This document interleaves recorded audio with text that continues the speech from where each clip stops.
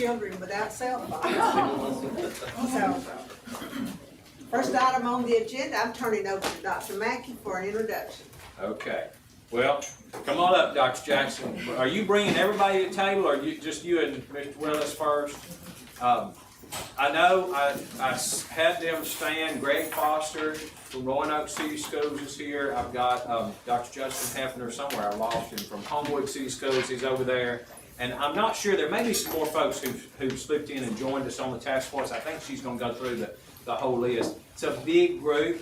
Before I turn it over to her, let me just say a little bit about the charge to this group.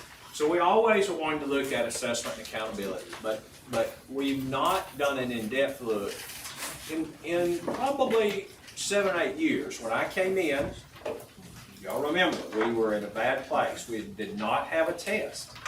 And that was where the board had done away with the old Achieve test and said we're going to build a new test, but we went for 2 years, we didn't actually have a test. We did the scan trying to have some kind of results, but it didn't meet any federal or state requirements.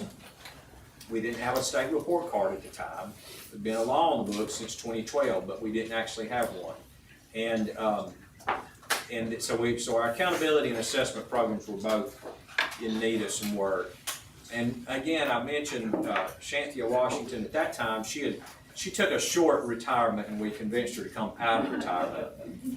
And Angela Martin and that whole team. I know that Maggie's not here today, but Maggie Hicks has been with us pretty much the whole time and come through. So we built a new assessment system, ACAP. We built y'all adopted new standards along the way, and we reported out. We issued the first state report card in the fall of 2018. And so we've moved on. But now it's been some time. So this will be 7 years since we issued the first state report card under that law. And we felt like it was time to revisit where are we, and are the accountability measures we're using working? Do they need to be adjusted? And assessment. I asked this group to specifically start with high school, because the whole thing's just too much to tackle. So let's first talk about the high school program. So they're going to talk to you a bit about high school accountability and assessments, and some things have changed with the assessment option under the waiver options that have come on lately, and then some other things in that high school accountability piece. I set that up to say, not saying you can't ask them questions, but if you say, well, what about 4th and 5th grade, they're really not going to get into that, because we've asked them. We'll come back later and look at that, but I will tell you that 99% of the complaints, concerns, and questions we get about accountability are all high school related. And so that's where we wanted to jump in first. So these folks and many of their colleagues agreed to help. And Ann Jackson, superintendent in Jasper, is one of my favorite people. She does a great job as superintendent. And she agreed, I think after some arm twisting by Chuck Markham, she agreed kindly to lead this committee. And as I mentioned, Tony Willis at the time was in Demopolis. I'm pointing that out. Nobody in the board has mentioned this to me, but because if anybody says, well, why do you have all these North Alabama people doing it? We specifically, one of the reasons, well, Mr. Willis is good anyway, but because he was in Demopolis, we thought that's a good north-south balance. And then, less than a year later, he took a job in Calhoun County, so he moved to the northern part of the state too. We like that. We like him up there, but we do have other folks on the committee. You'll see the list from all over the state, representing both large and small districts and lots of folks. So without any further ado, Dr. Jackson, I'll turn it over to you. I promise I will try not to interrupt and talk the whole time, since it's not my presentation. But Okay. I'm just very excited about the work that's going on, so that'll be hard for me to do. Well, thank you for allowing us to come and present some of our findings and some of the things that we've discussed. However, I do have to say I'm pretty patriotic, and last night I listened to the audio recording of the 9/11 plane, as many of you probably did, and I just want to thank Dr. Reynolds for his service to our country, and anyone else on the board that has served. And also to you all, on a much smaller scale, I know what our board members you know, the heavy burden that they bear in trying to better serve and best serve the students in Jasper. And I just appreciate so much the good work that you do, and certainly Dr. Mackey, there is not a better superintendent, state superintendent in the country, and we are so very fortunate. For the record, let me say, he asked me if I would be willing to serve on a committee. And I said, Dr. Mackey, I will do anything for you. About 4 months later, Chuck Markham said, it's for accountability. And I said, no. So, let's get that record straight. So our charge was not necessarily to come up and to give you a recommendation. Our charge was to look at our current accountability system for the high schools and to explore every option that we could possibly think of that would really focus in on the strategic plan, every child, every day, every chance. So, you know, we started with what we have, and what we have we're very familiar with, and you know, familiarity is something that is easy and we're comfortable with. But we started looking at all the different options and started trying to look at how we could balance what our students truly are learning with the Alabama standards and seeing how well they perform. This is a list of accountability groups. I think I cut some of it off. No. Is it all there? Yes. Okay. You can see it's a pretty exhaustive group. Tony certainly has been very helpful, and he and I have been in contact a good bit. But you see, we have many superintendents, we have some members from a department, but I will say, at every meeting they would go, don't ask us, we want this to be from the superintendents. We would get off in the weeds, and occasionally Shantha or Angela would go, well, that's great, but it's illegal. So they did provide excellent direction for us and guidance, because they do have a wealth of knowledge. So I want to thank this group. They just did an amazing job of being willing to look at all sides. And you see that is a very diverse group of superintendents from very diverse backgrounds. And they were all willing to, you know, one superintendent who is with us today, his district is very different from most of the other districts that are represented. And he said, you know, I like what we're doing because it looks really good, but we need to do what's best for all students in the state. So I really appreciate the camaraderie and the willingness to look at this with open eyes. So you see, we did have several meetings where we met, and then in between we were sharing with our districts, our curriculum people, our counselors, our best teachers. Here are some options that we've looked at. Help us look at the pros and cons. And so in between those dates, that's what we were doing. And then we get this, so we do all this work and we have a plan. And then we find that on July the 29th, I believe, is that right, Angela? July 29th, the department gets a memo regarding the federal updates, and there seems to be a willingness to look at the current assessments that we are giving nationwide and maybe giving some waivers to some opportunities that have been on the table before but have not been allowed, illegal, as Angela would say. So this is sort of started with the end in mind. Option A, we looked at the ACT and work keys. And let me just say, after option B came out, the diploma pathway option B, we really got excited and we said, okay, here's what we need to do. We need to test all of the students on option A giving the ACT, because most of those students are gonna be college bound. And we need to give the students that are taking option B pathway the work keys, because those students would be tested on materials that they have, the coursework that they have taken. And that was, at the time, it was, you can't do that because the federal folks say all students have to take the same test.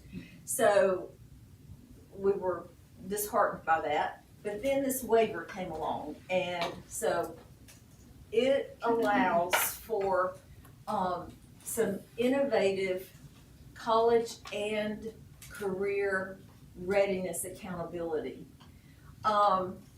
So the desire to make it work with ACT when the waiver came out became very paramount, that they wanted to help us bridge this gap. So at the high school level, Alabama currently administers the pre-ACT for growth with writing. It's the ACT with writing for proficiency, and the work keys is an indicator for college and career readiness for the state accountability system.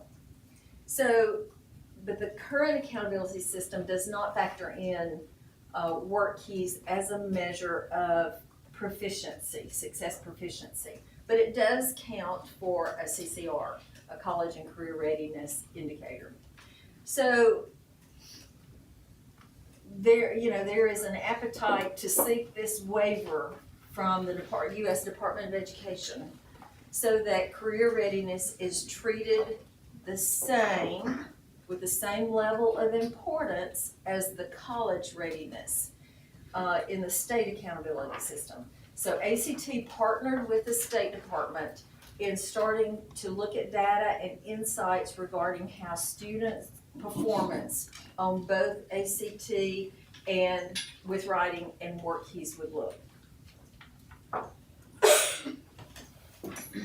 So if we were able to bridge those two sources, you would see that there's flexibility in this model that they have worked toward. But the key innovation is bringing work keys, the work keys National Career Readiness Certificate, as a proficiency model, which we've not had that opportunity in the past.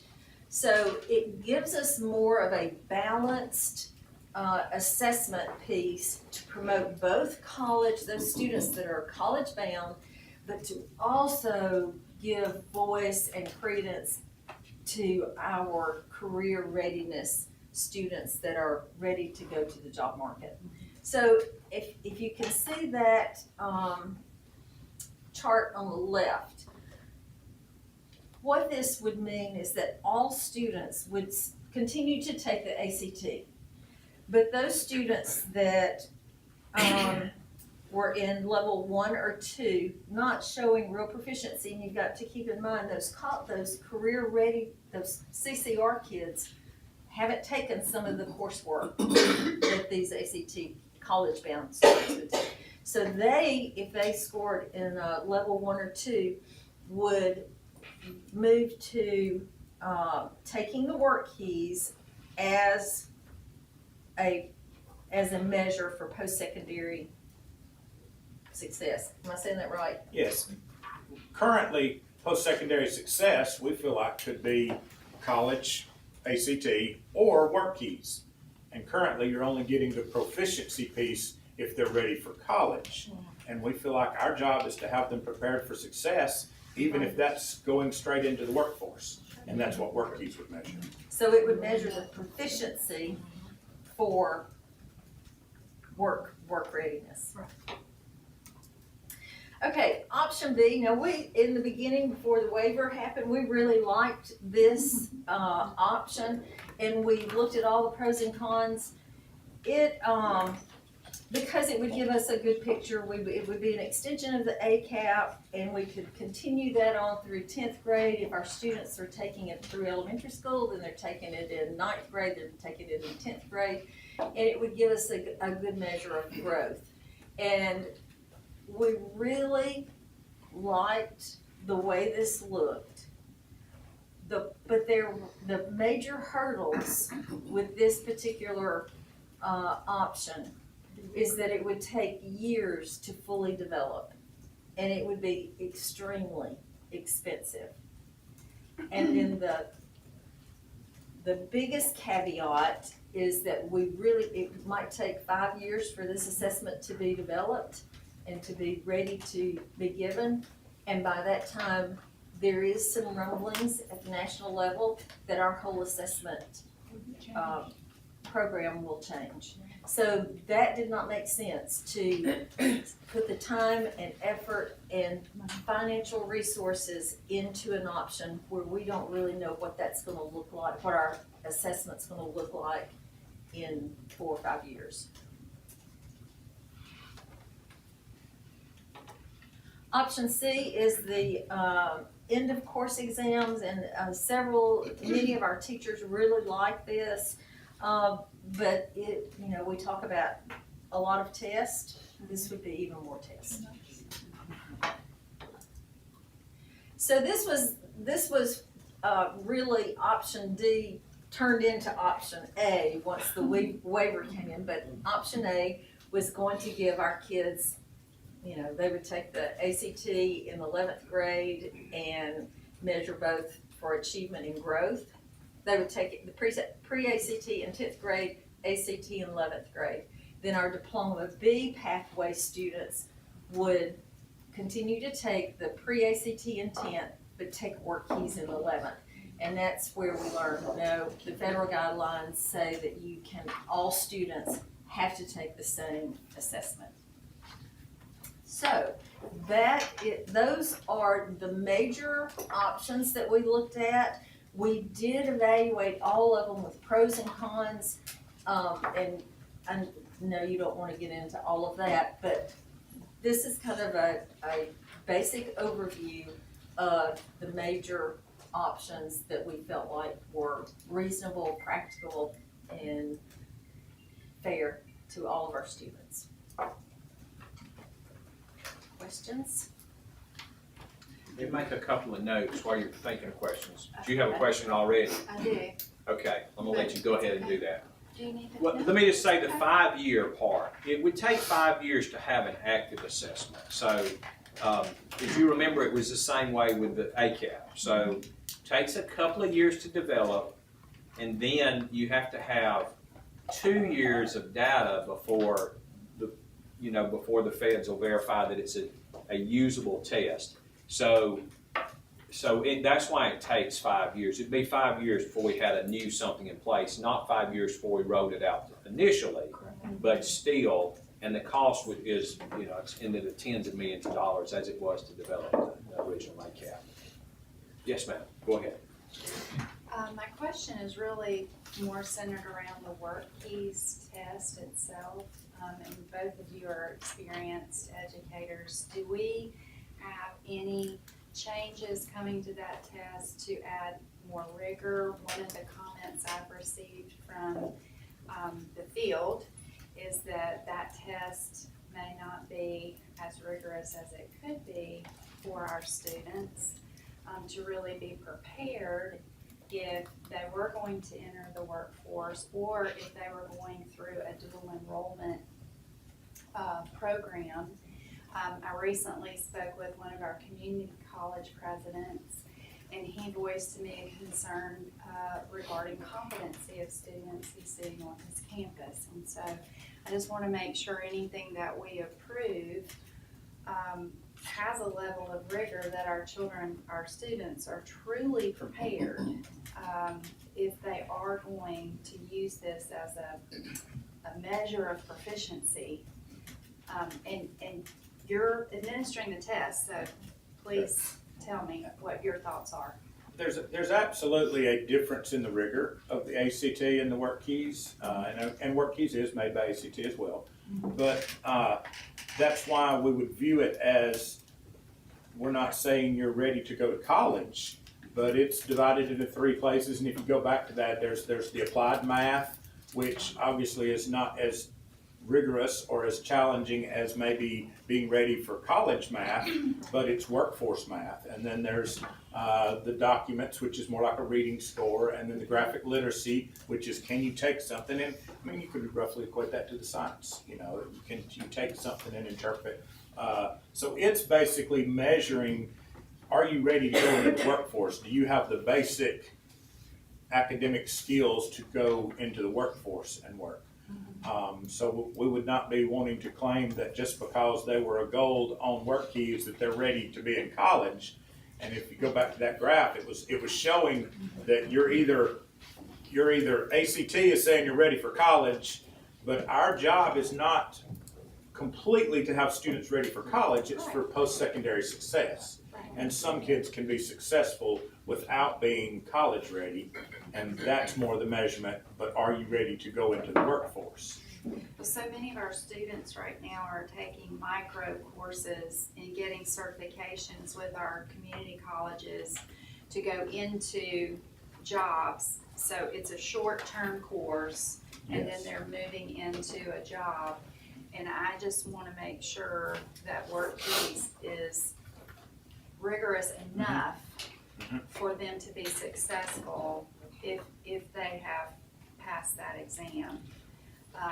And I just, I hope I'm being clear with you about that. If there are plans for WorkKeys to improve that test, I would like to know that. I'm sure the board would like. I don't know if they are making any changes. I don't know if that assessment is changing at all. I know Ms. Martin, Ms. Washington have some, there's no talk about that right now. But now they have talked to us, they've got a pretty specific plan for how to merge these 2 tests and look at them as a cross-reference of ACT. So remember, all students, so we are talking about a waiver option. All students would still have to take the ACT. All students would have to take the ACT as they currently do. But you could, basically on high school accountability, so as they look at the report card, what happens now is for any student that scores in a level 3 or 4, they get basically a point when they're figuring the high school report card, okay? So 100% for accountability. For any student that scores in level 2, which is basic, they get half a point. So they get half credit for students in level 2, full credit for students in level 3 and 4. So the proposal, 0 points for level 1? no points for level 1. Level 1's below basic, and they get 0 points 0 for that. points. Okay. Yes, ma'am. Thank you. So currently, that's all the points that go into the high school report card accountability, the achievement measure. The growth measure is the change in growth from when they take the early high school ACT, what we used to call the plan, to the full ACT. So 10th grade plan, 11th grade ACT. So we have to have 2 tests so we can measure that. What we're talking about is so that would still be the growth score. Everybody takes the ACT, and that's how you measure growth, is how students move, if they move on from plan to ACT. But for the achievement points, which is about 40% of the report card, is that right? Yes. 40%. If they score silver, they get half point. And if they score gold or platinum, they would get a full point. So for the high, so it doesn't change so much for the student. The student still has to take the ACT. They still get a score. The student takes this, and whether they score silver, gold, or platinum, that's what tells businesses if they're ready. So you see this, that students who score silver, which is our cutoff for CCR, typically they applied math, the graphic literacy, the workplace documents, you see how that correlates with pay wages after high school as compared to bronze. So we give no credit for bronze, but you can see there's a huge difference in the applied math if you score bronze or you score silver. So, but on the report card, A through F report card, you get half point for silver and a full point for gold or platinum. That affects, we may have that somewhere, but if we don't, I can show you. But it does affect about, I was gonna say about 20% of students. How much? 22. 22% of students who are scoring here on the work keys, but not here on the ACT. And so the high schools would begin to get credit for those students. And by moving students from silver to gold or platinum, they would get even more credit, which would, for the first time, because right now, all we're looking at is CCR with these. So when high schools, again, I hate to say it, but you incentivize, when they know that they can get a full point for moving somebody up to gold, then they're gonna also begin to do more of the kind of study skills and things to help students improve these skills, which ultimately helps those students obviously move into higher paying jobs. And I think to Ms. West's question about the rigor, I think that's kind of where we connected to. If you notice under that chart, the Alabama annual, average is 53,000 or something. Well, if you can score this, then you are tending to make more. So in some ways, if our task is post-secondary success, not that all success is connected to your salary, but we're saying if you can score this, then you're probably going to make more than the Alabama average. So therefore, we're setting you up for a level of success. And the 6 yellow boxes there that Dr. Mackey was referencing, the sum total of the kids who actually performed at a silver, gold, or platinum, but did not show that they were ACT ready, that was an additional 22% of our kids. That they're ready for work, they just might not be ready for college. And if we're tasked with post-secondary success, we feel like, well, that's 22% of our kids that we do have ready for success, just maybe not college. And I've been in enough of the, parts where they're doing the actual, working with the welding and that math is very complicated. It is. I went in and went, whoa, I need more of my fingers than I've done in a long time. So I don't want to diminish that the work that our kids going into the career end are not as bright. They are just choosing a different path. Not that they're not ready, they just might not have the desire to go to college. But, and more, especially I've got Mobile, they're doing the shipbuilding, and then we got Airbus. I mean, it's just cooking with gas. The port is just booming. And from what I'm understanding and hearing from the people hiring, the companies, the agencies hiring our kids, they're delighted. Now, they have to maybe fine tune them to what they actually need for their credentialing, but it's working. It's working. I just wanted to applaud the committee because I have seen the work keys exam and it is not easy, No, let me it's say not. that. So if they go through the applied math, graphic literacy and all of that, they are ready for the career portion. So you all did your work, you were very thorough, I'm glad we were able to get the waiver.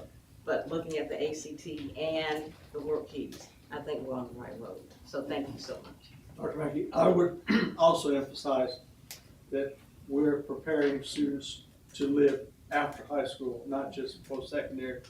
And all my interest has always been in personal finance and personal life skills when you graduate from high school, no matter what track you are.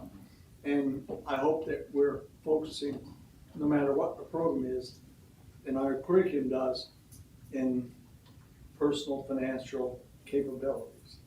And that's important for my children and grandchildren, no matter what career path, because you can't do those fundamental life skills and do a budget and do those things. And we ought to be able to give credit in our curriculum for those things. And I think that's covered in work skills. It is. And that's why even the ACT students and my children that I look at, the work keys are important. Their performance level should be compared even to students who have skill sets intellectually to go to college, but they haven't got as my grandfather said, they ain't got coming in and out of the rain since to balance a checkbook and do those things, so we have to maintain that balance. Oh, yes, sir, Dr. Long. Just a question about the graph. Only, it looks like everything goes up as you go from bronze to platinum, except 2 spots there. How do we, can you explain why we went down in the platinum 6, 7, and that applied math column? The year. went down, yeah. And Yeah. and then graphic literacy went down. So good question. And I cannot explain that. Whose to chart you. is that? So this is ACT's chart, so, so as you, the applied math, y'all see, so a platinum, we only recognize platinum, that's one seal. But they do divide platinum out into, the test actually has 7 levels that you can score in. And as Dr. Long's pointed out, for some reason, these students who have higher applied math score 7 actually end up in lower paying jobs than the ones before them. My suspicion is, but I'll get you an answer, is it's based on who takes this. So, first of all, this is not Alabama high school data. These are national data, and they're also, they're for everybody who takes the work keys. So for instance, many of our employers, like I think Hyundai's one of them, they require all their employees to take the work keys. So most of the scores that are in this are not high school takers. They are people who they're applying for a job. So this is national data for everybody that takes the work keys. And I can't explain it other than that, and that a lot of these folks are probably in more college type jobs, so they're not. But that's a good question. I'll get you, I will, Drill down. Shantia will help us, we'll ask them about that. Dr. Long read it. That's all I can tell you for sure. But these are across the board, US mean wages for jobs. They're not just Alabama specific.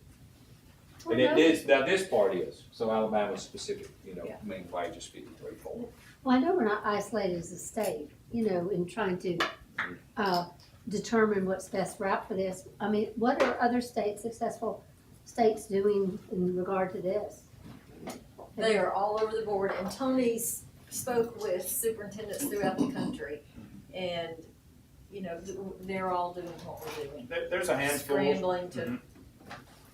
There's a handful that use the ACT. If we were to do this waiver, and correct me if I'm wrong, Dr. Mackey, we would be the first or the only one to say this is the route we're going. But part of that is because right now you don't have the option of doing that. But if we were, I think ACT feels like if we were, there would be quite a few states that would follow that more than likely, because it does make sense with what we do. They are, so Ms. Mooney, to that point, and I'm gonna ask Mr. Willis to come back, because he did talk to a lot of people in other states. So all the states are scrambling right now, because we've essentially lived under the same set of rules since No Child Left Behind was passed in 2001 with assessment. Even though the law was updated, the assessment rules didn't change significantly, at least. So we've lived with this same thing for 24 years. And every time we've asked for waivers or talked about waivers, there have been 3 significant pushes for waivers in those 24 years. One was in the Obama administration, but it ended up with no waivers. One was in the first Trump administration. I think it also ended up with no waivers. And then there was one waiver issued to Montana on the last week of the Biden administration. They've been negotiating for half a decade, and they got a waiver. It's elementary. And now there are about 4 states that have asked for waivers of various degrees, including one state that asked to not assess students anymore, just abolish assessment. And so we would be the first state to have a mixed delivery system, but there's about a dozen others that are they're waiting to see what Alabama does, because we've been with ACT, remember, we were the first state to adopt ACT as our state assessment. So we're their longest stay customer, and so What year was that? they're kind of, 2013? Does anybody remember? 13 or 14? 13, I think. It's been a while. We abolished the old high school graduation exam and went to this. Is that about right, Dr. Richardson? Around 13. So it's been about 11 years. The, there's something else on that I was going to tell you that. Oh, so the waiver, I mean, this has really, so the dam has blown open because the administration has said, you know, we know there have been these other efforts, 3 efforts, different administrations, Republican, Democrat, where they said they would accept waivers, but then they never approved any waivers. But we're serious about we're going to approve waivers. And so we want you to apply. And we think that they are, you know, serious about it. Now, some of those waivers won't get accepted. Like, I doubt they're going to say you can't do any assessments. But we think that this has got a really good shot based on some conversations. It would take, obviously, waiver authority because the law is that everybody has to take the same test, as she pointed out, which our test is the ACT. But that is very clear that the department has waiver authority over that. And that's still everybody would take the same test, but the accountability piece could be wider. So that's why I said everybody still has to take the ACT because that would be our foundational test. Now, another downside of this, Dr. Hefner's back there, we talked specifically about this and asked him to weigh in. So right now, we used to require the word keys. Y'all remember that? It wasn't a part of this assessment, or wasn't a part of the accountability, but it was part of the assessment plan. We required everybody to take it. And we got a lot of pushback that there were a lot of students who had no intention to do anything but just go straight to college and, you know, just stay all the way through, get a PhD or an MD, and that the word keys they didn't feel like was valuable to them, so they would just kind of go in there and, you know, bubble through it and move on. So we backed off of that in 2021 and said, you don't have to take it. We're going to offer it to everybody. The majority of our students do take it, but there are students who don't take it. And a lot of them are in Homewood, mainly because they have such a high college going rate, they have lower participation rates in the word keys. If we went to this, most likely the U.S. Department of Ed would require us that every child must take the ACT and the word keys. So we've got about 15,000 students or so every year that aren't used to it that now are going to have to take it. And we would have to move it from the senior year to the junior year so that because if you give the word keys as we give it now in the senior year, that's okay for CCR, but it doesn't give us time to calculate the report card, the achievement in the report card. And if we didn't give it to the senior year, it meant that your score, when you added these scores up, your halves and ones and did all the math, you'd have 2 different groups. So you'd have a group of juniors on this column and a group of seniors on this column. And it just doesn't work for the math to be testing 2 different groups and averaging their scores. So you'd have to test one group. So everybody would have to take both the ACT and the word keys in the junior year. Which I think the majority, that's the recommendation from the committee. But now we talked through all this because it does mean there's a downside anytime you make changes. But there are a lot of upsides too. Dr. Chester, you were on the committee. There's plenty of debate, isn't there? I should quit going to the meetings. I thought it was very encouraging to hear the various superintendents really listen to one another. You know, there were superintendents there that spoke about the students in their community versus, and I think it was the Homewood superintendent versus Wilcox County's superintendent. And to hear them collaborating, engage, but come to a consensus out of respect so that every child could succeed. It was very encouraging to see the level of interaction and then the time and effort that y'all put into making this happened, so I was real pleased to be involved in. I mean, they were passionate about it, professionally passionate, but to see that we've come to a conclusion that I think is a win-win for all students, I'm excited about it. I think it is also worth noting, remember that in the legislation that passed, that created the option B pathway to diploma, the legislation says that unless we change our state testing, this would count, that any student that chooses option B, they have to take the ACT, but their score cannot be used in calculating the report card. So basically, we will go to only using about half of our students' scores in the report card calculation, which is a bit, maybe. And one of our concerns, I've said this standing right here before, is that we might actually have schools that would counsel people into a diploma option just based on whether they thought they were going to help the school increase their score or not, which is not, we don't, none of us wants that, but we all live in a world where that is a real option that people might do, and this would take that incentive away because everybody would take everything. Well, I want to applaud y'all and thank you, and I hope you go back and tell all of your members of your hardworking group how much we appreciate it, because we know that takes a lot out of you to come up with, especially if 4 different options. That's a lot of work, so we want to say thank you to y'all. The waiver process, you're not done yet.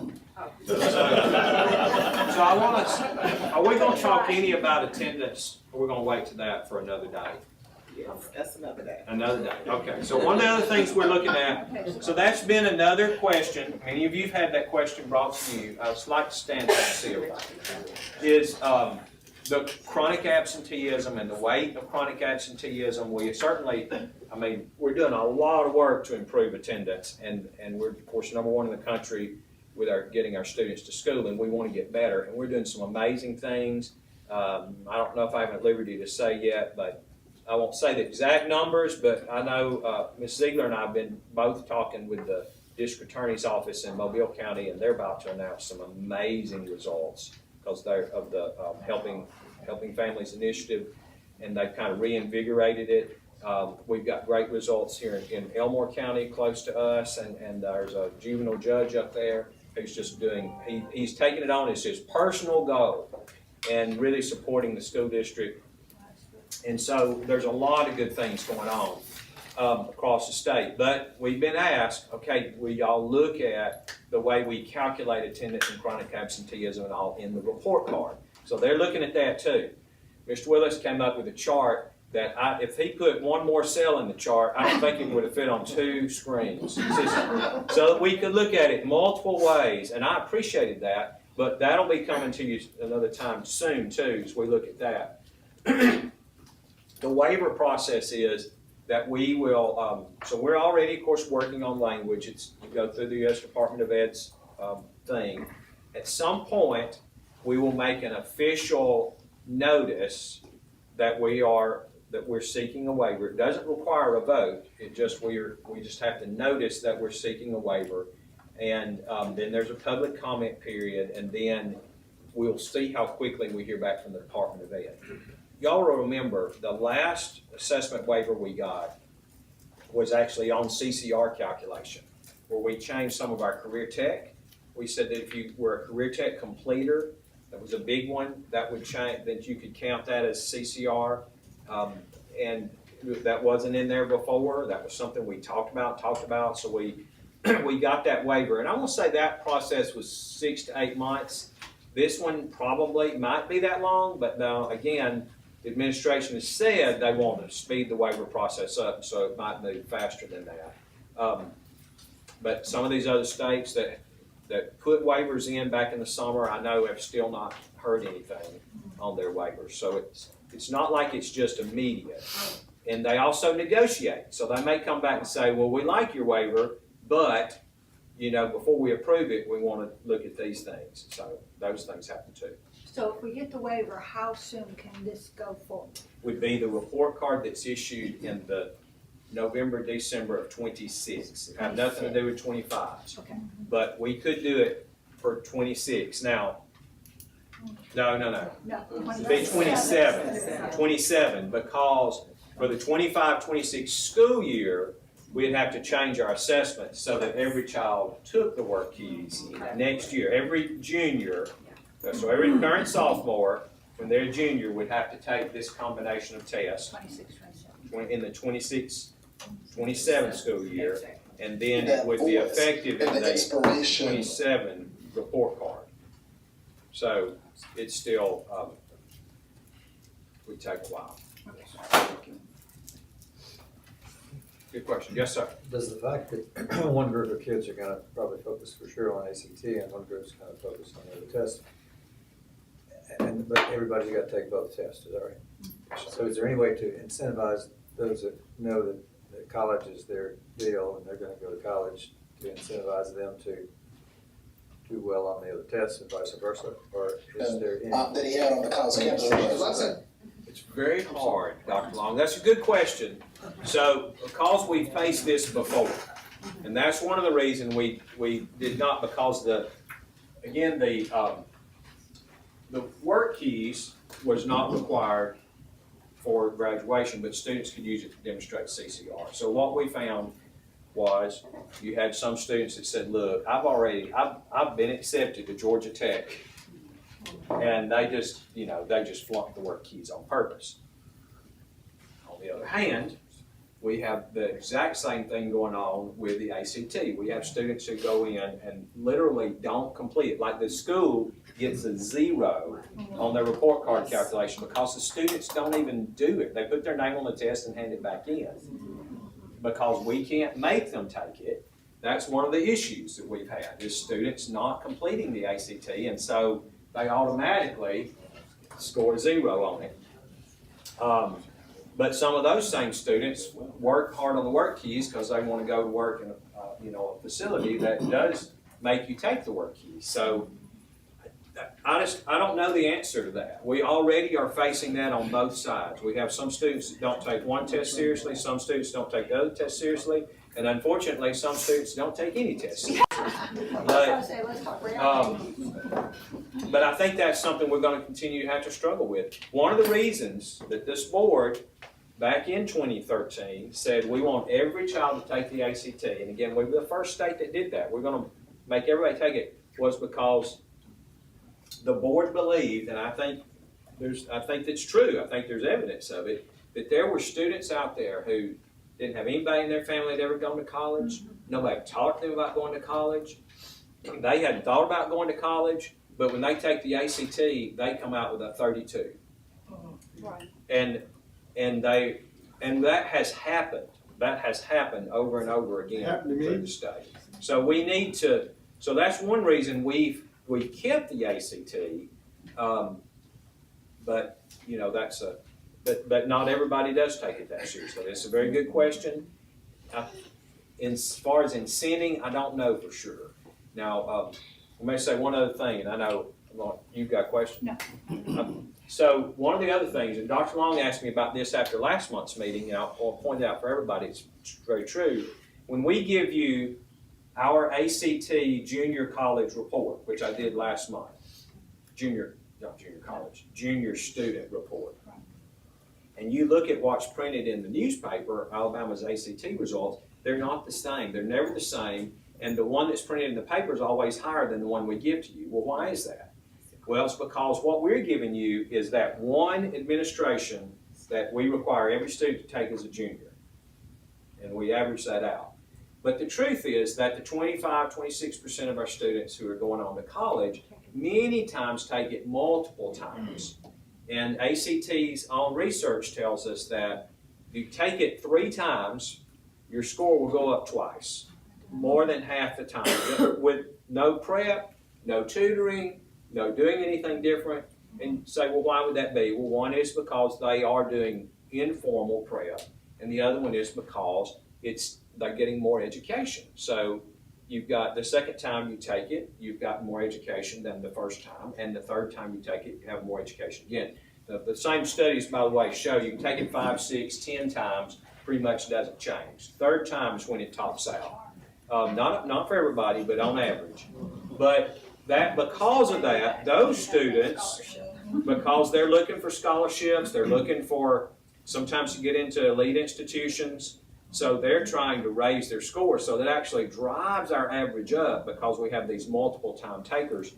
But again, under federal law, because they take it off campus and not under our security protocols, we can't count that in our school reported data. So there's two. It's kind of complex. I probably even made it more complex than I had to. I don't have a question, but as in anything, you know, when we were trying to do, if you sort of let it be known what the end result would be at the local schools, you can do a lot to get the enthusiasm and challenging the kids. Like, you know, they have those fun little programs that they do with the elementary, middle. So there is a possibility. Is it going to hit every child? No. But you sort of give it that understanding to each of the individual schools. They can do quite a bit to get them involved in understanding the importance of them taking that test too, for everybody, not just, you know, remove self out of it and that it's good for the order of the all. Does it always work? No, but it has been, make it a pep rally, they'll do anything. Other questions? Thank you very much for the presentation. Yeah, thank you to them. They're really good.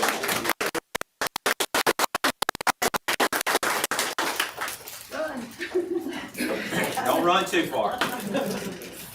Again, thank you to our 4 superintendents who were with us and other folks who worked on that committee. Thank you.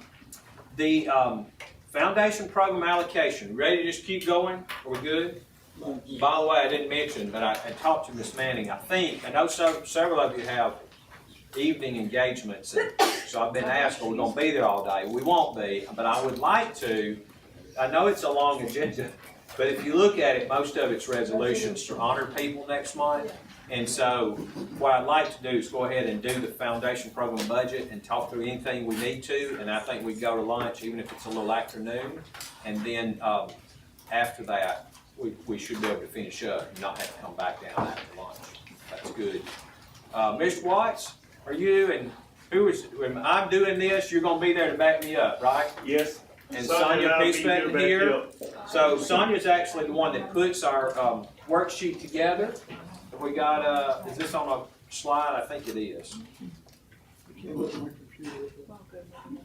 If we don't have it, then I may have to, we may have to come back. Y'all have a hard copy?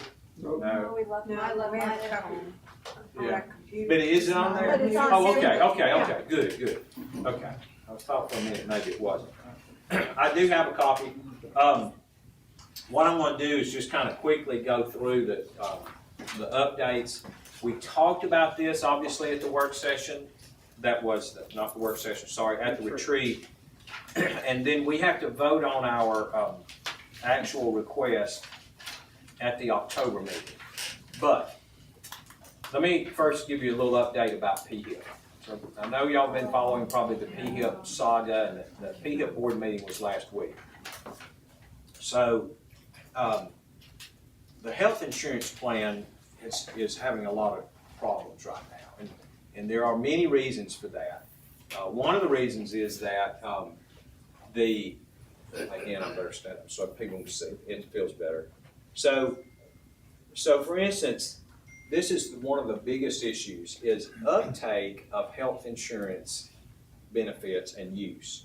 So typically, PHIP gets about 4.7% a year growth in use of benefits.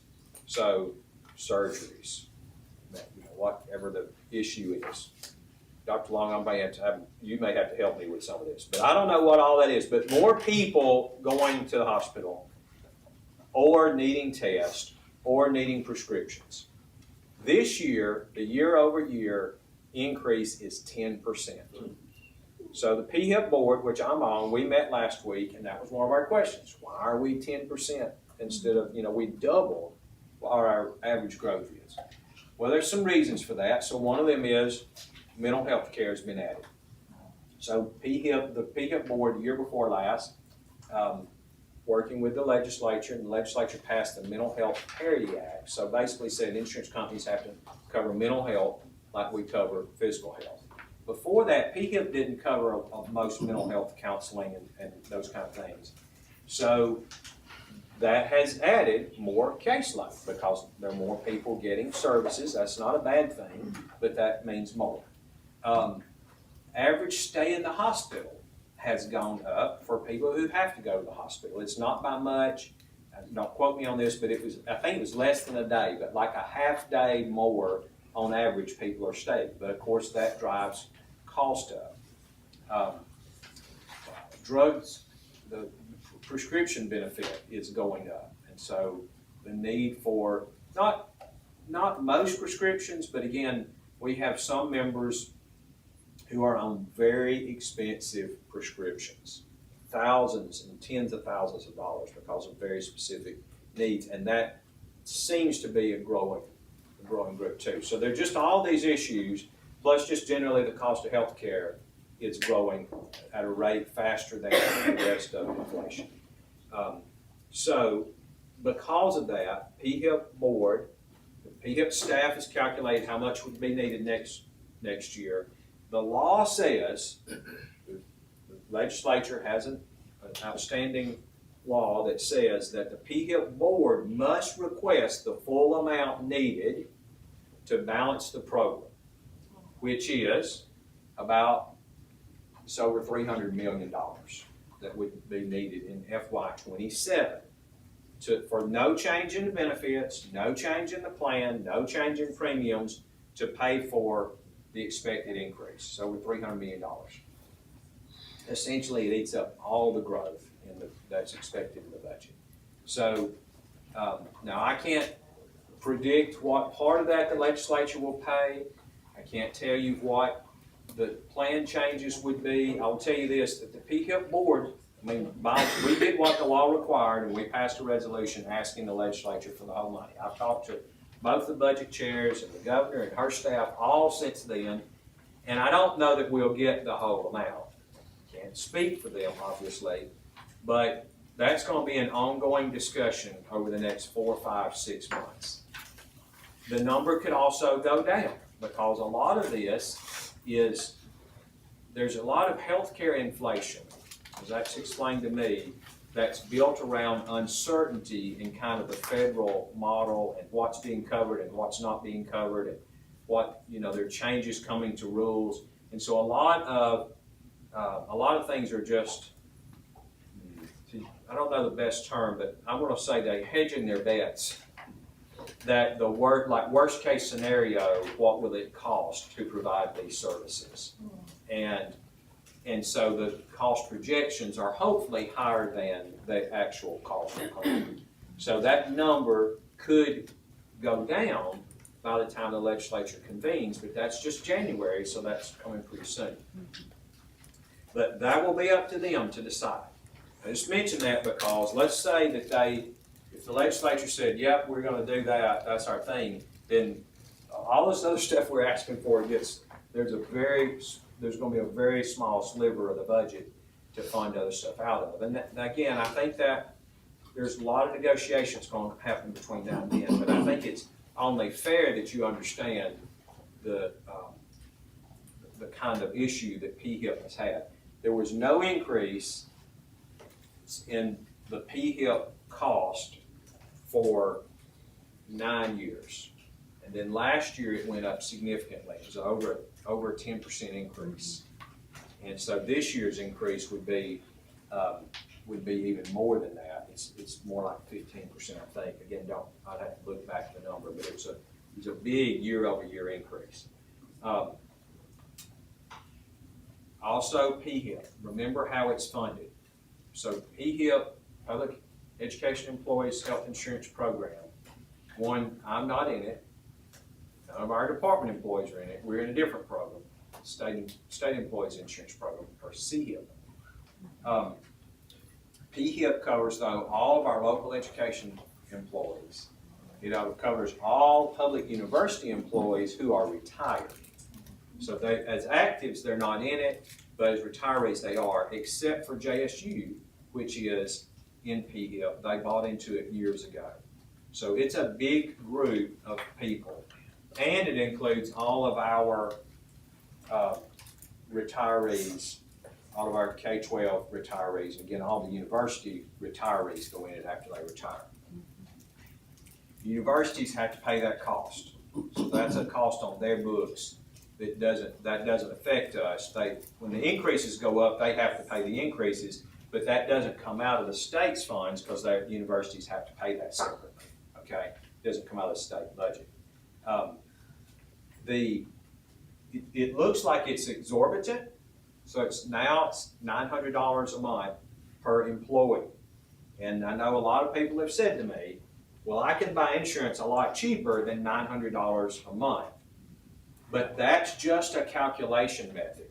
So more than half of the PHIP recipients are not active employees. They're retirees, more than half.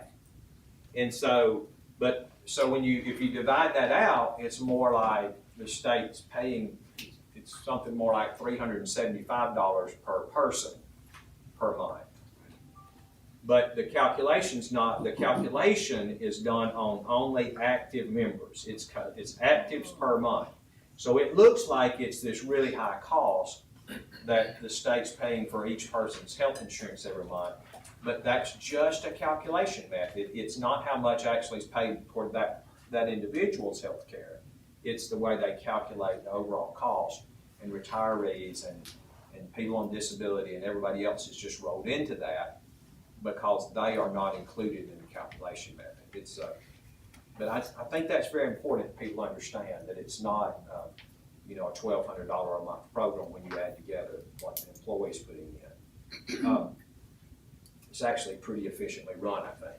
So I'll answer any questions about PHIP if you've got them, if I can, but then I'll go into the budget. But I felt like it was unfair to not mention that. It's a huge burden on the trust fund this year.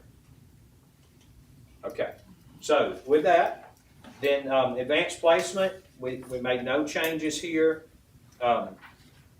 Amstyle, we made no changes. Numeracy Act, we made no change. No changes since what we talked about a few weeks ago. ARI, reading coaches. We come down to struggling readers beyond grade 3, so on page 2 of 7. So let's look at that again. So we had in there, I think 10 million. We upped it to 25 based on our conversation last week. Remember the 52, which is what we asked for in 26, that's based on a calculation we did. If every child who is a struggling reader in the middle grades in every school, even really high performing schools, got the same services, that would be $52 million. We talked about going all the way to that. We can make that our request. Based on what I just told you, I wouldn't expect that to happen, but some of you said, we want to hit the highest measure so that we bring emphasis to this. So we more than doubled where we were, but I want to bring that back to you and see just kind of what do you think about it? Is it 25 where you want to stay, or do you want us to ask for more and then negotiate as best we can? I think we should ask for more, because if we decrease it, are we really saying that this is a priority, or are we saying that we are trying to appeal to what we think the legislators want? I feel that every child, regardless of where they're located, should, if they need the support, they should have it available. So is 52 good? You like that? You want to? That was a part of our discussion. I think Yes, since we started with 52, at least ask for 52, whether we get it or not, because we know there may be some that fell in between when Right. we ended up giving the ACAP. So I think we should at least ask for that amount. Okay, I'm good with that. Let's put that in, and let's just know we're gonna have to negotiate across the Right. board, but it does show that it's a priority. And and we're being consistent in our ask. Okay, we'll make that note, Mr. Watts. Remind me, please.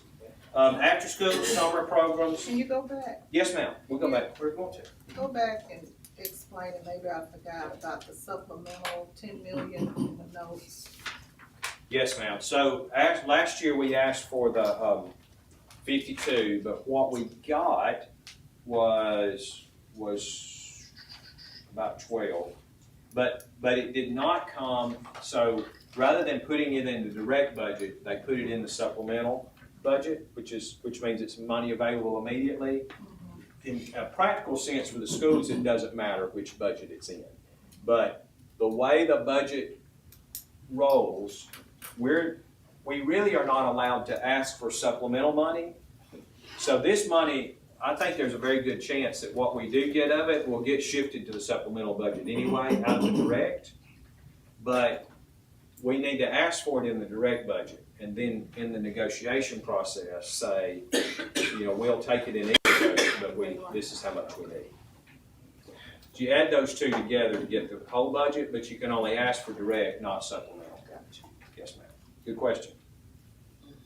Others before I leave? But supplemental can go away, that is not a guarantee year over year. That's true. Yes, ma'am. So the supplemental budget is extra money that was not budgeted in the current year. So we know how much it's going to be because the budget growth is capped 5.75%. And so for this coming year, we know how much money has accumulated pretty much. We'll know for sure at the end of this month, but it's going to be about $500 million that accumulated in tax receipts that was not budgeted in the FY26 year. And so that money is available for rebudgeting. Now, some of it is. First, there are 3 savings accounts, and a piece of it has to go into each of the 3 savings accounts, one of which is the Advancement Technology Fund, which eventually comes out to the districts anyway. And one's the EORF, Education Opportunities Fund, and then one is the what we call rainy day account. It's for eventual probation, which never happens. The total of those 3 savings accounts at the end of this fiscal year is going to be right at $3 billion, and there's about half a billion available to roll in this coming year. So a lot of that will come, or over $500 million, but about $500 million available for reappropriation in the FY26 budget. So what we'll do, so when we say that the total growth available is, the 5.75% times the last year's budget, it's around $530 million.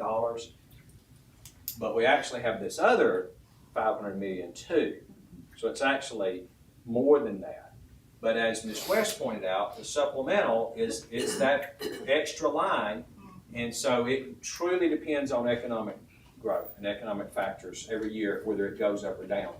It almost is certain that we will, for many, many years, for at least 5 years, there will be some sort of supplemental because we can just kind of predict out where we are, and because the budget is capped, there won't be these big fluctuations, but the supplemental may not always be the same. So that's the problem if you start saying, well, we think it's going to be $500 million a year, and then it may drop to $300 million. Now you've got a $200 million shortfall. So that's why you have to be careful we don't overpromise with the supplemental, but there will be some supplemental budget.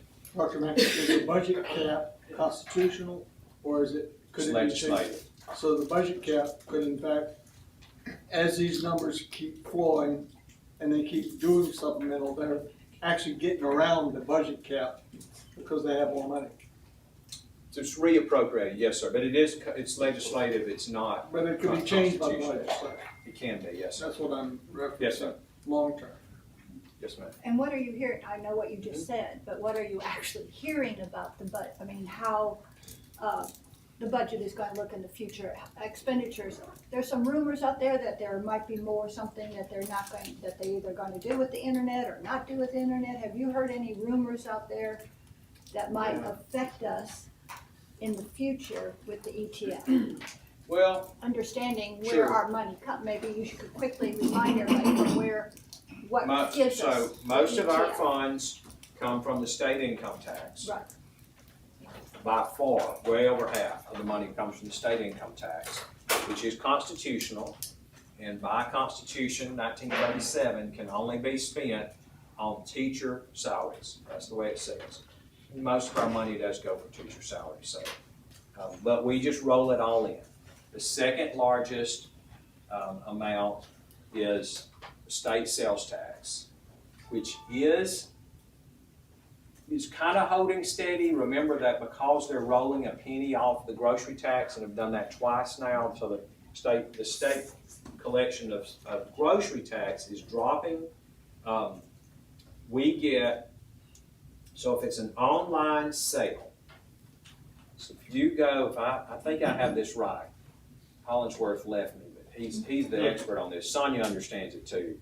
So if you buy your groceries from Walmart online, or anybody else online, it's not then the sales tax collection goes, it's what we call SSUT, it's Simplified Seller's Use Tax.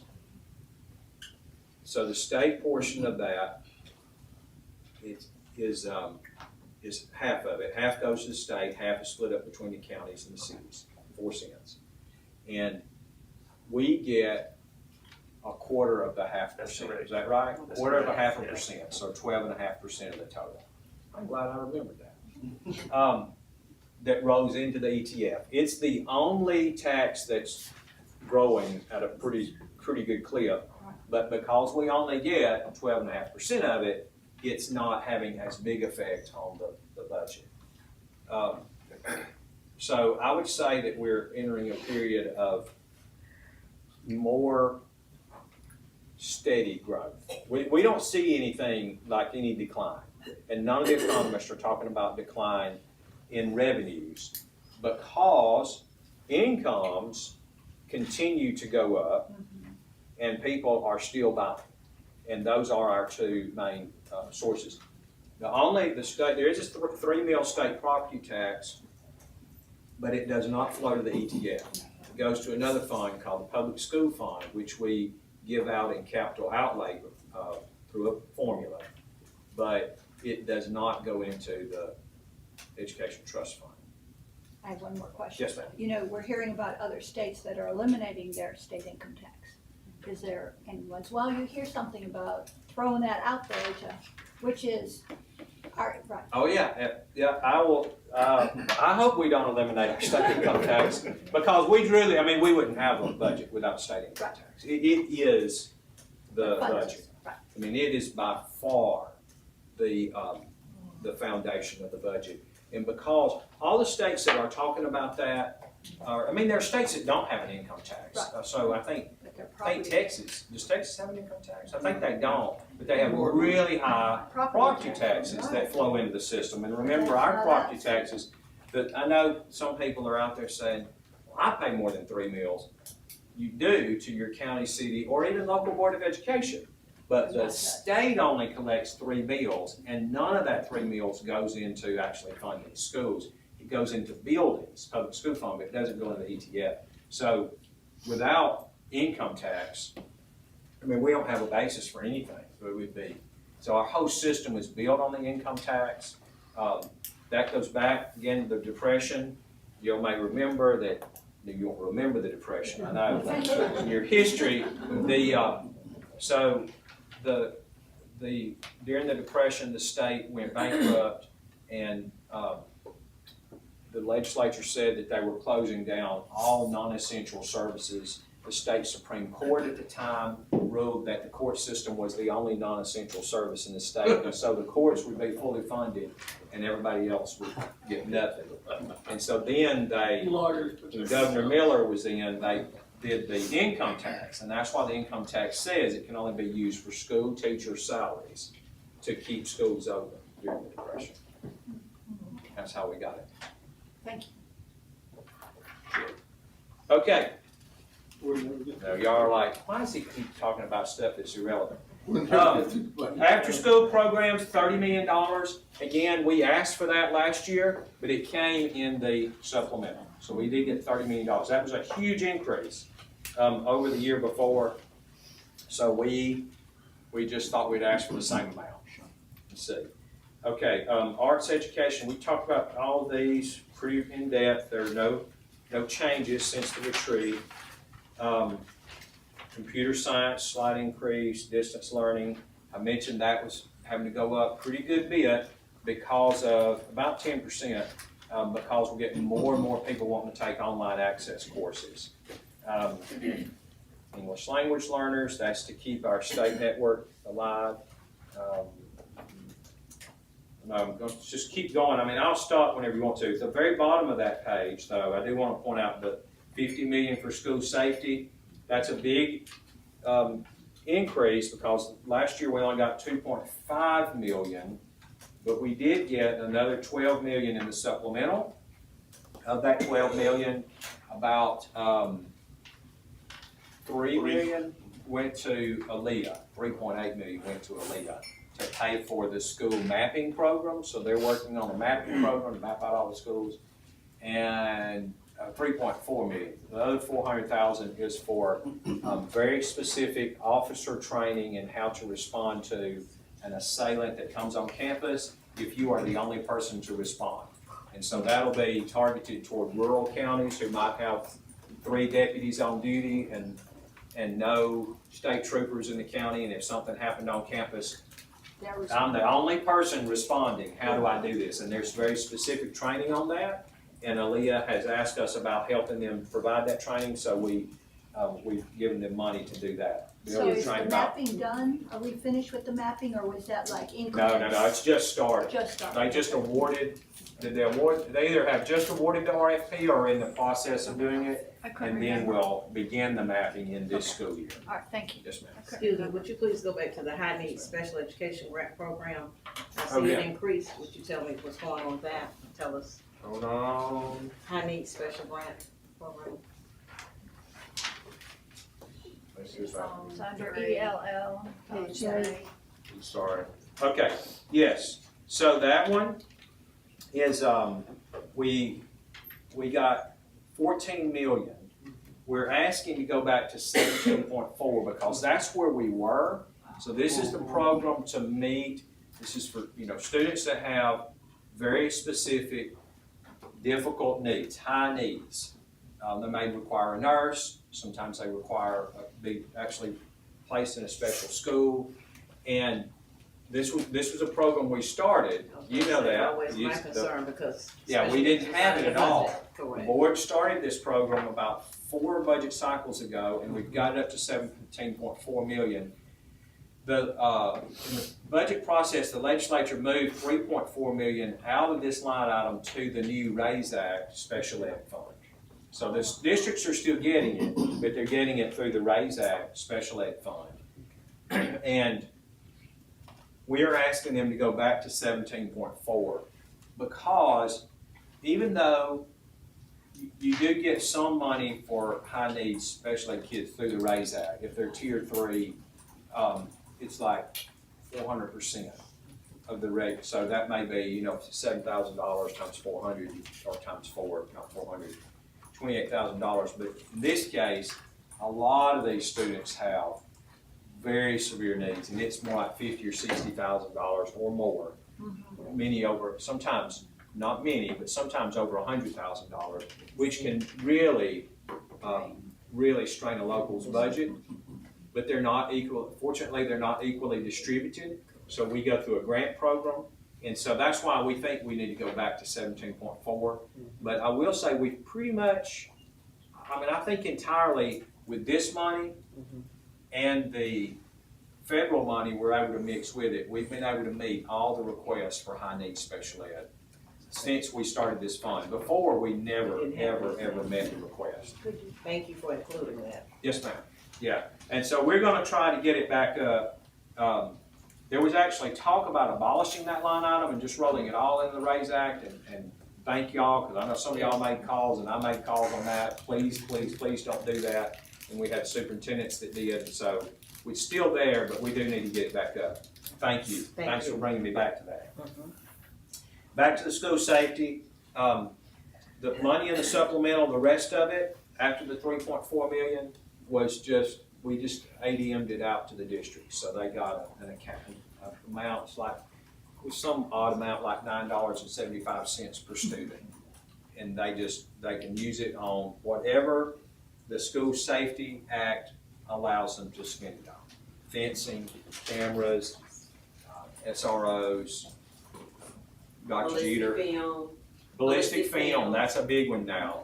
On your windows, put ballistic film up, stops people from being able to, basically turns a normal window into a, not bulletproof, but bullet resistant window. Those kind of things. And unfortunately, weapons and metal detectors. We're getting more and more and more and more requests to buy weapons and metal detectors. I don't know if they can use it for dogs, but they probably could. Yeah, Yeah, they do have them. Madison City, we have a dog and they for that.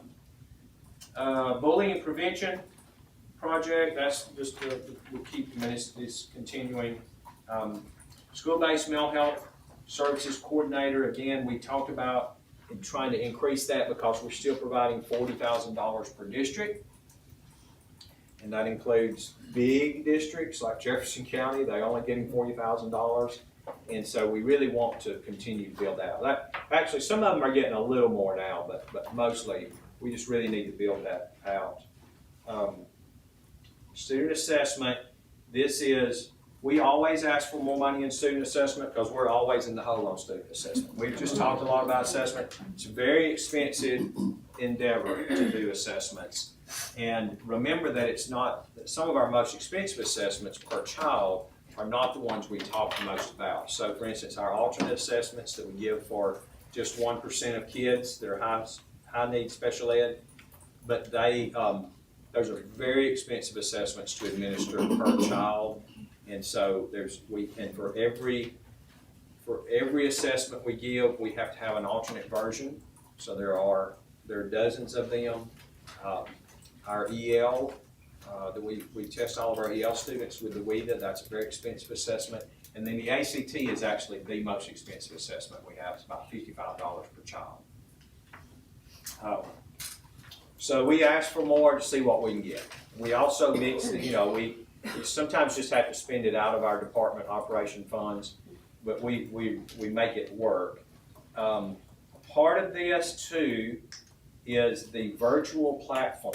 And I know Ms. West has asked me about that before because she has some virtual schools in her district, but this last year, so we worked with the legislature.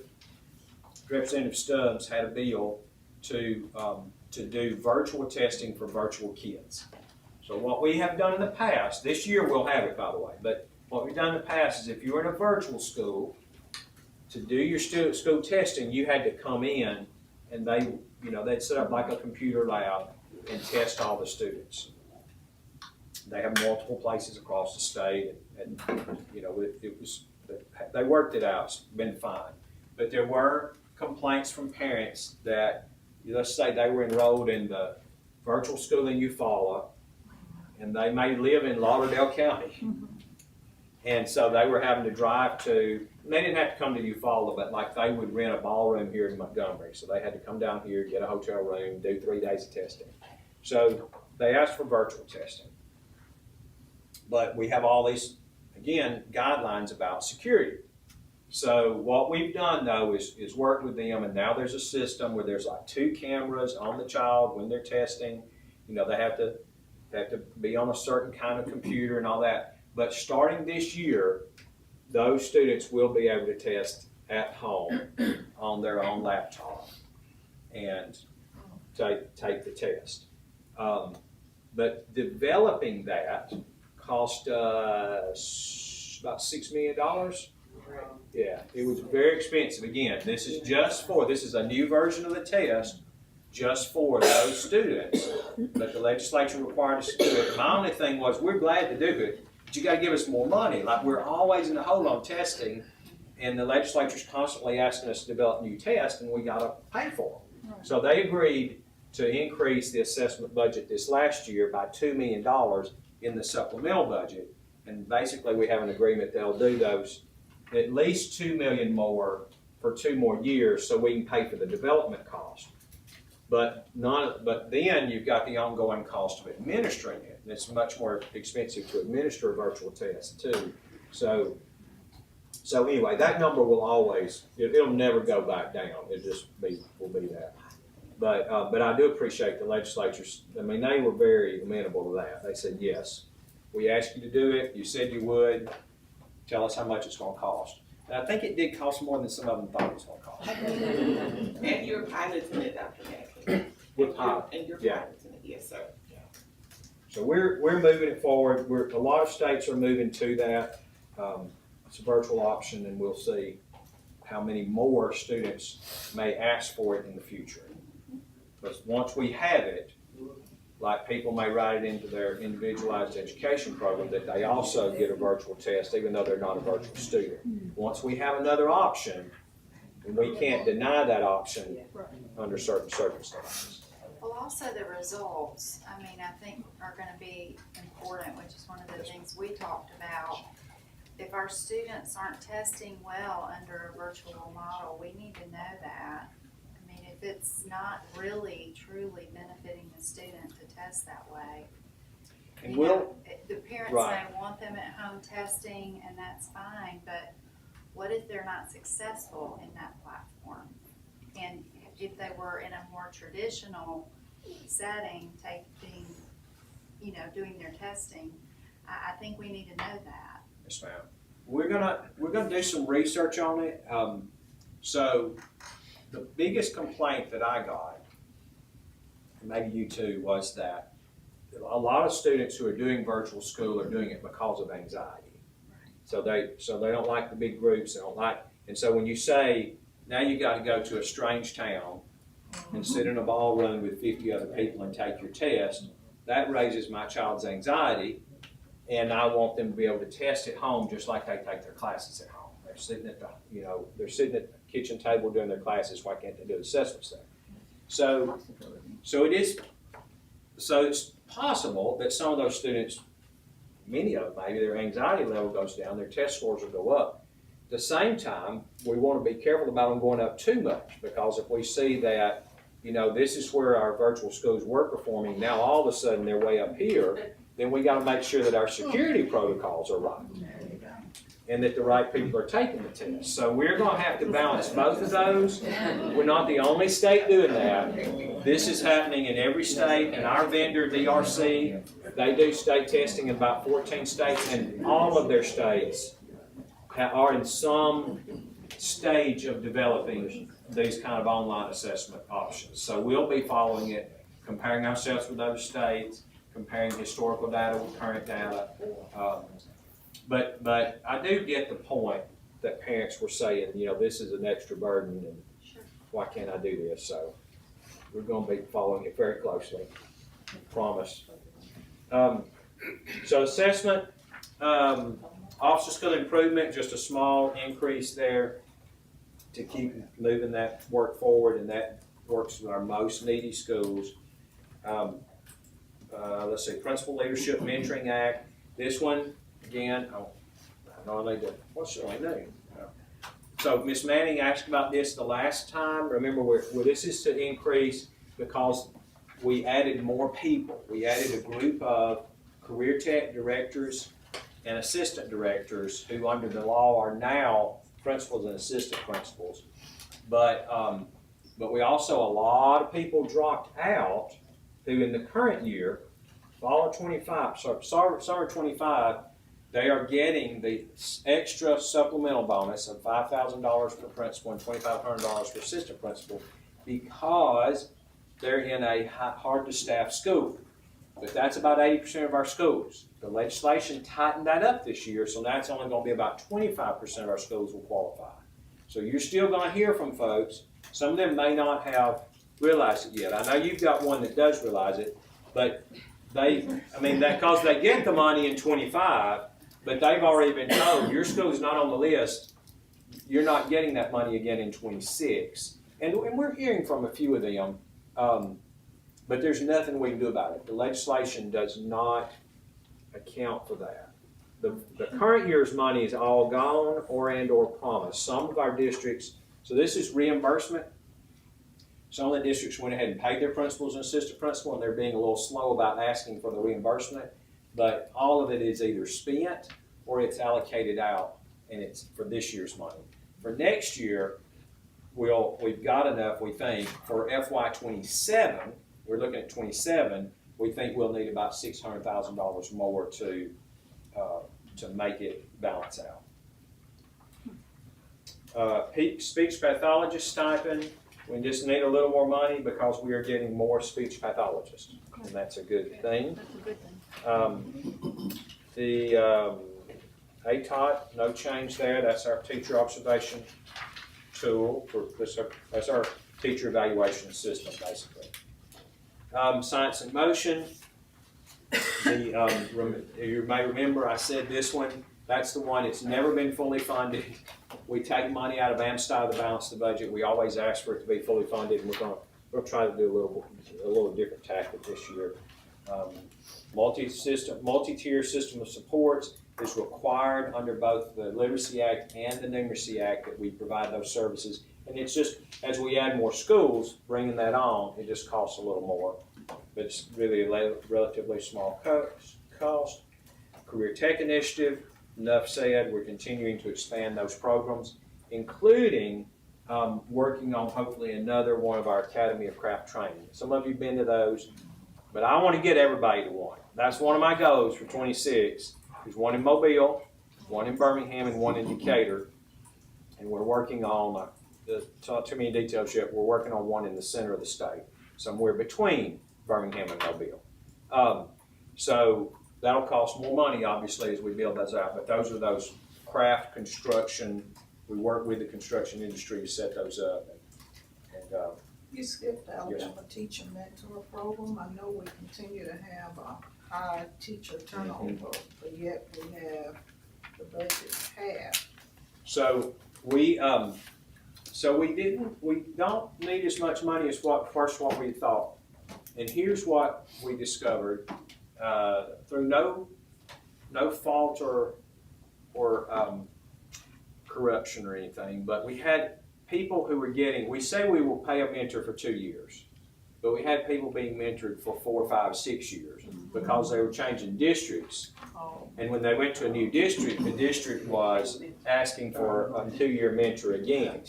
And so once we got a handle on that and said, no, you can do your own thing, but our commitment is to pay for brand new teachers, 2 years of mentoring, then the cost went down significantly. Because we were very worried, why is this going through the roof? Yeah. We do have a lot of teacher turnover, but we didn't think it was that bad. Right. And so that's what was happening. We were paying for more mentors multiple times, so we finally have that cost under control. It's a good question. Again, nobody was trying to do anything wrong. If I were a district and I had a new teacher, I could get the state to pay for a mentor for them, I'd do it too, but we can't keep doing that. Okay. CCR grants, we're going to ask for the $20 million. Again, this is one that keeps being shifted to the supplemental, and I suspect it will be again. Yes, what is that basically for, those grants? Just for this is where they apply Mm-hmm. and say college career readiness. Mm-hmm. They have, somebody may have to help me with this, but I've seen things as diverse as actually taking students on college tours. Okay. Twilight School. We've had ACT tutoring. They pay for ACT tutoring. Can you think of others? Twilight schools, tutoring programs, paying for the credential exams so students can take the exams. It's just and we let them decide what they're going to ask for. Okay, great. Okay, thank you. It needs to remain, Yes, ma'am. Yeah, that's good. Yeah. Thank you. Okay, let's see. JAG, we're trying to get a JAG program, one in every county at least. We're in about 40 counties now, and so That's a good program. it's a good program. It's a relatively small number of students who are either high school dropouts or on their way to be high school dropouts, and we get them a mentor and in a program and in a job to try to keep them in school. Technology in motion. So we go down through there, I don't see anything else, it's a big one. I do want to, so let's go over to page 6 of 7. So the big increase of all these things, you see those 2 lines at the bottom, they're the biggies. They go to all these little things. So the foundation program, you see, is only a change of $45,000. That will change because we cannot actually calculate that until we get the 20-day enrollment report. So it's a math formula. And so when we get the enrollment report, we will know how much, we multiply it out, and we'll know what that increase is. Or decrease. Could be actually be a decrease if you have a big decrease in students. Remember last year, we increased about 1,500 students statewide. I don't predict we'll have that same increase because we know we have the CHOOSE Act, and we know that some number of students have gone to private or homeschool on the CHOOSE Act. Now, most of the people who took the CHOOSE Act were already in a private or homeschool. We know that. But we do know we lost some students to the CHOOSE Act, and so again, last year we picked up 1,500 students. If we lose 1,500 and pick up 1,500, then it's hunch. But we'll know that by November 1st, but it'll be really tight because it's the 20 days after Labor Day that we count. And so we get, this year Labor Day was on September 1st, so it's actually the report will be ready about a week earlier than normal. It'll be pretty much the month of September, but it'll be more like the middle of October before we actually have all of that calculated and cleared, and the districts have to make sure that there were no mistakes, and then we'll feed it in. The other big, so we'll probably have a different number there when you see this in October. That 45,000 is just a holder place. The transportation cost, this is full transportation. This is if we pay the full price of all the buses that are rolling off and have to be replaced because of the 10-year cycle at the current cost. It would actually take $136 million more than what we're currently funding. And I mentioned that before. This is an issue that's growing because the cost of buses is growing much faster than the regular rate of inflation.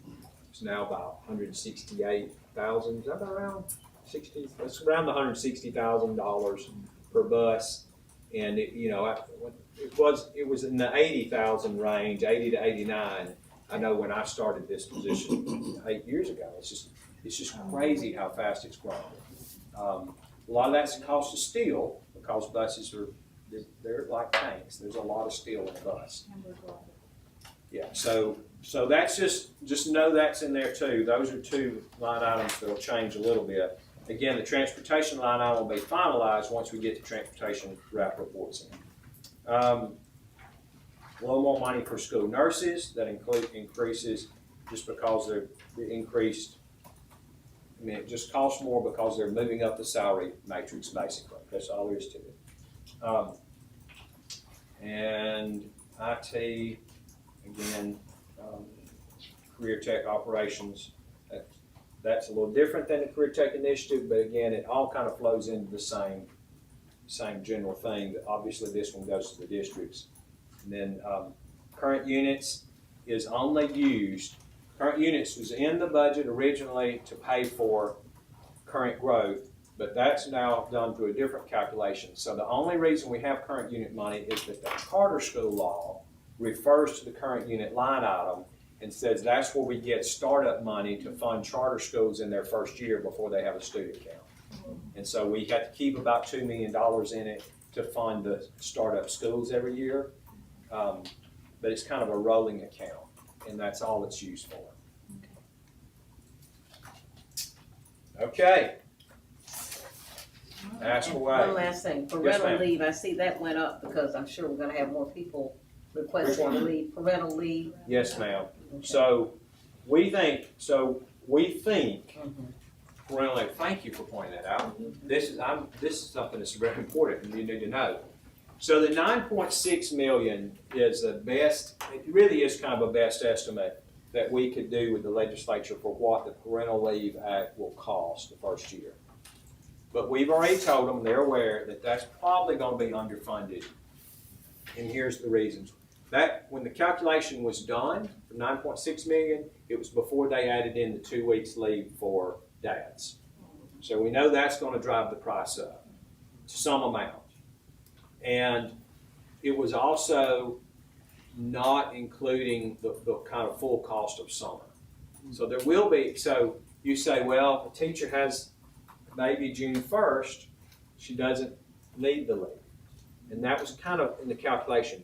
But the law says that you can take your 8 weeks of leave for moms or 2 weeks of leave for dads any time in the 12 months after the birth. So the baby could be born June 1st, the teacher starts back to work on August 8th, and they can start their 8 weeks of their leave on August 8th, so the summer doesn't count against them. So we think it's going to take about another $2.5 million to fund it. But here's what we're going to do. We're going to survey the districts for the first 2 quarters, which we'll have by the time the legislature comes in February, and then we'll be able to give them a better estimate of what it's really going to be.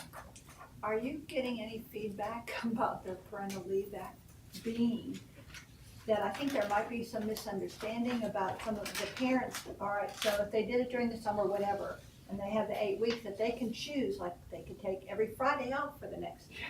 And I mean, and So I understand they yes, have a ma'am. choice, but the impact on student achievement and trying to get subs in and to cover that. It's one thing, if I had a teacher go out and I knew I needed to cover 6 to 8 weeks, then I know I get my interim. But if it's every Friday or before a holiday, I mean. So they shouldn't be approving every Friday or holiday weekend. So because the law says that they have to have a superintendent approved plan for their leave.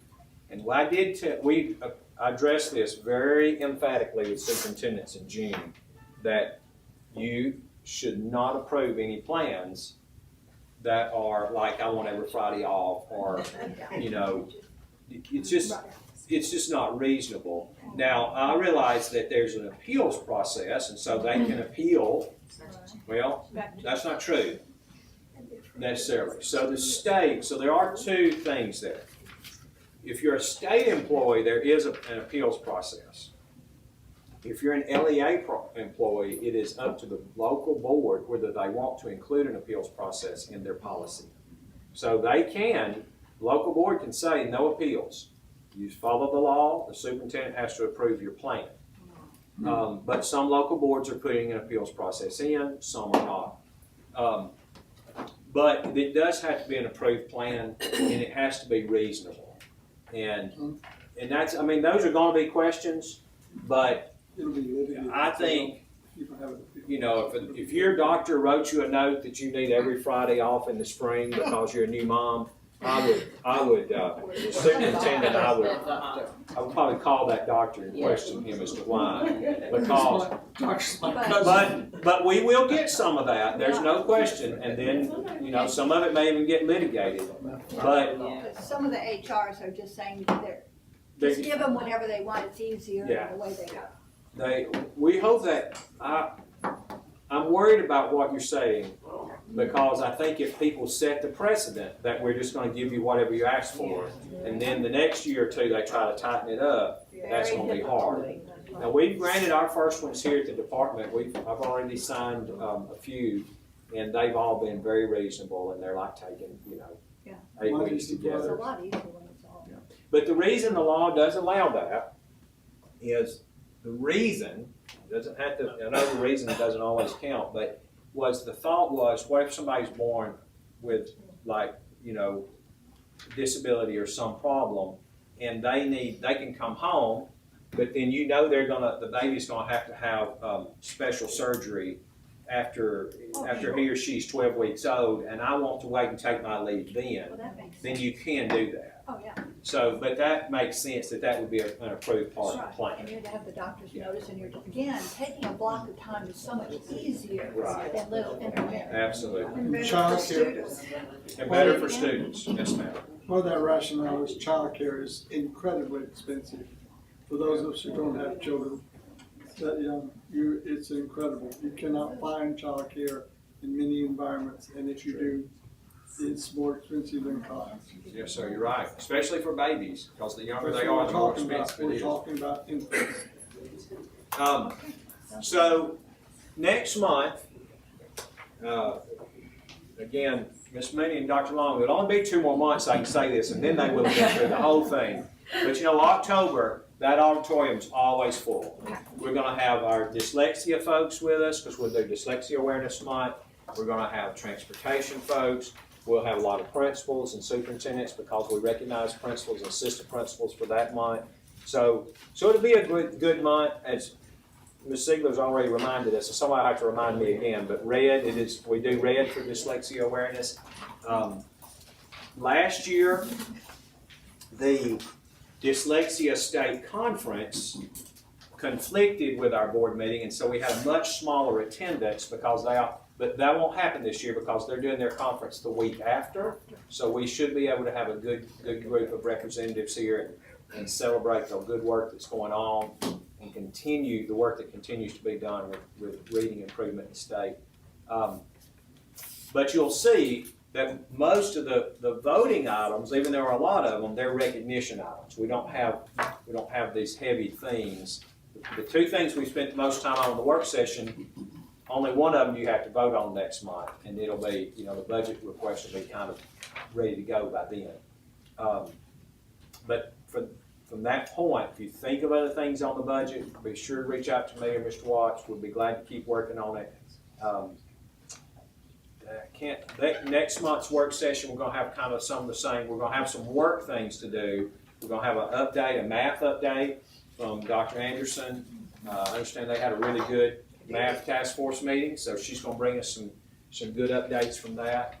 And we've got a couple of other things that'll be before you in October, and then as I mentioned earlier, November and December, some big items on the list. Okay, Ms. Manning, I think any questions? And the next items are all recognitions, yes, unless you ma'am. have an issue with that. And then item 18, we want to go ahead and do that. You have updates? I think I've updated everything I can. The waiver is going to be the big thing right now. We're going to work with the Department of Ed on this waiver issue. I'm got 4 trips to Washington in the next 6 weeks, and so we're going to continue to work through that, plus some phone calls that we're all doing. So I will say that I think they're being very genuine about we want some waiver requests. We want some states to ask for things that they've been told before you can't do. And Angela Martin and Shanthia Washington and Molly Killingsworth and our finance people, they're all working together to try to make sure we kind of move through the hoops on those things. But I think that's going to be a big undertaking for us all in the next few weeks. Dr. Mackey, do you think in the future, maybe by the end of the year, we could get an update on how the cell phone policy has impacted the classroom? I mean, I am hearing very positive things. Excellent. Even And nationally, we're I would nationally. Love to hear from our superintendents and We will do that. local boards. And let me tell you this. So we have partnered with Horton Business School out of University of Pennsylvania to do survey all of our teachers in end of September and October. Wonderful. And they have a group of graduate students working on the project, and they have other states too but they have no state, like they're getting 5% participation.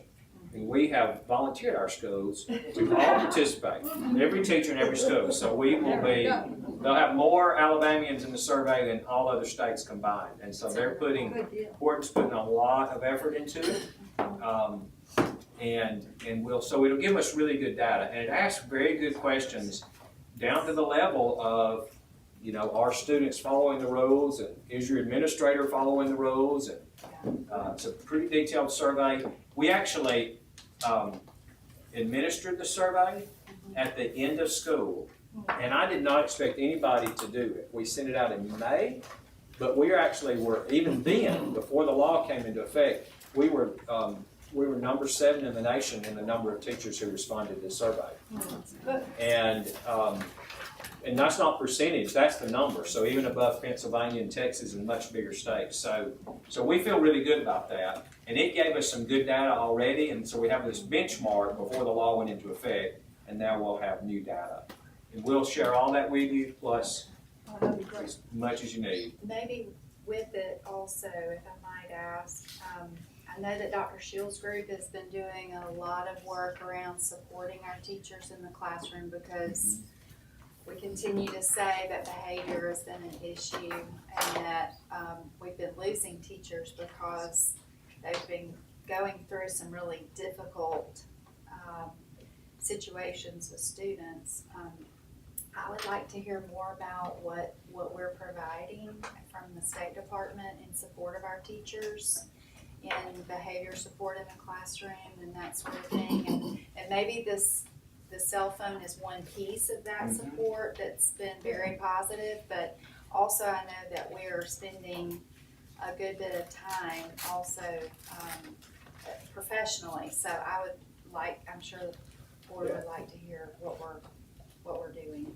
We'll work on it. We'll bring you a presentation on that. Be glad to. Thank you. Anything else, ma'am? We have lunch awaiting. Lunch is ready, let's have lunch.